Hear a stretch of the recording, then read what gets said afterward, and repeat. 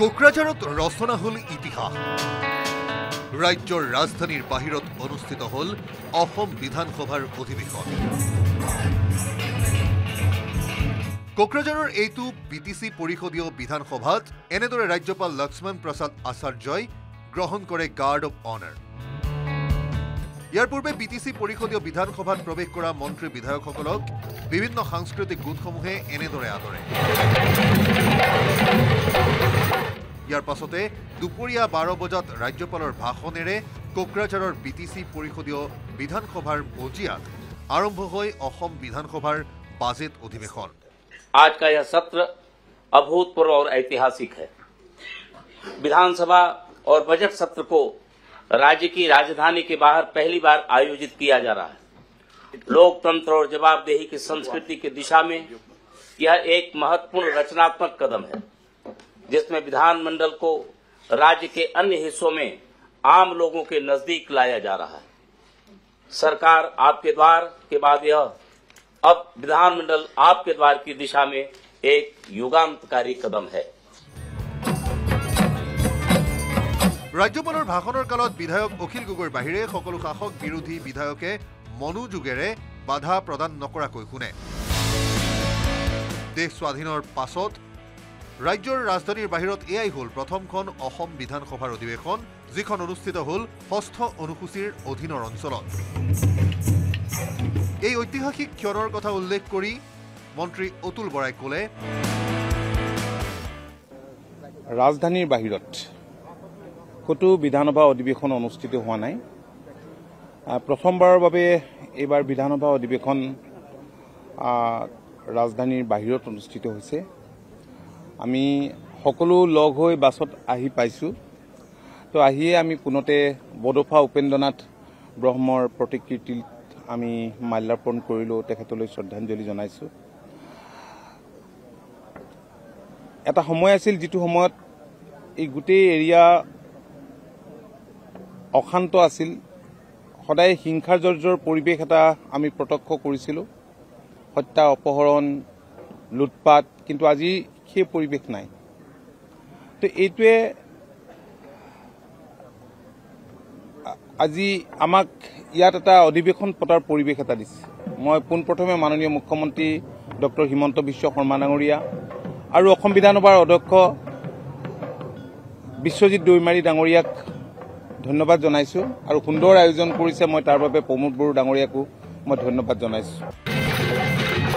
বিৰোধী দলপতি দেৱব্ৰত শইকীয়াই ৰাজধানীৰ বাহিৰত অসম বিধানসভাৰ অধিৱেশন অনুষ্ঠিত কৰাৰ সন্দৰ্ভত চৰকাৰৰ পদক্ষেপক আদৰণি জনাই কলে, আজি যি বড়োলেণ্ড টেৰিটৰিয়েল কাউন্সিলৰ বিধায়িনী কক্ষত অসম বিধানসভাৰ প্ৰথমবাৰৰ বাবে এখন অধিৱেশন অনুষ্ঠিত কৰাৰ বাবে যি আগ্ৰহ প্ৰকাশ কৰিছিলে আমাৰ অধ্যক্ষ বিশ্বজিৎ দৈমাৰী ডাঙৰীয়াই, আৰু তেখেতৰ আগ্ৰহৰ প্ৰতি অসম চৰকাৰে, মুখ্যমন্ত্ৰী মহোদয় আৰু কেবিনেটে সঁহাৰি জনালে, তাৰ বাবে সকলো পক্ষকে ধন্যবাদ জনাইছোঁ। আমি সকলো আজি আহি উপস্থিত হৈছোঁ। বড়োভূমিত বিধানসভাৰ অধিৱেশন অনুষ্ঠিত কৰাৰ পৰিৱেশ সৃষ্টি হোৱাত আদৰণি জনাই মন্ত্ৰী অশোক সিংহলে। অসম বিধানসভাৰ বাবে আজি এক ঐতিহাসিক দিন। পোন প্ৰথমবাৰৰ বাবে অসম বিধানসভাৰ সত্ৰ দিছপুৰ বিধানসভাৰ বাহিৰত হ'বলৈ লৈছে, আৰু ইয়াত অংশগ্ৰহণ কৰিব পাই, ইয়াৰ সাক্ষী হ'বলৈ পাই মই গৌৰৱ অনুভৱ কৰিছোঁ।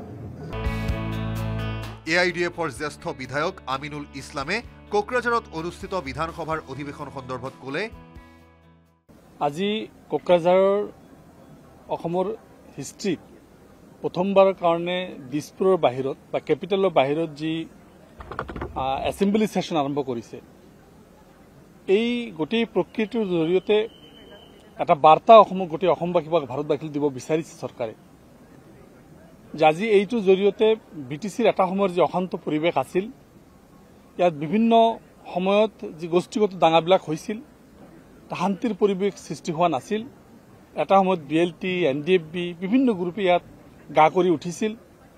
গোটেই ভাৰতবৰ্ষতে ইয়াৰ যিটো অশান্তিৰ এটা পৰিৱেশ আছিল, আজি কিন্তু সেই মেছেজটো দিব বিচাৰিছে যে আমাৰ ইয়াৰ জৰিয়তে ইয়াত এটা শান্তিৰ পৰিৱেশ হৈছে।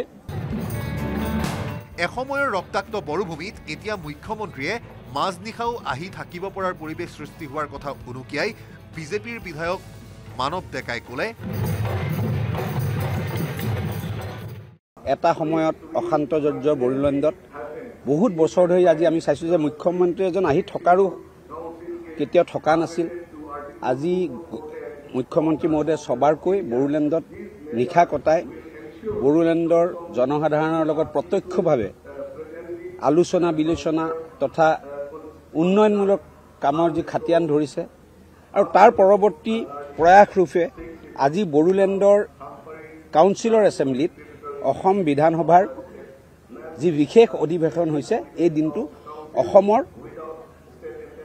ইতিহাসত সোণালী দিন হিচাপে পৰিগণিত হ'ব।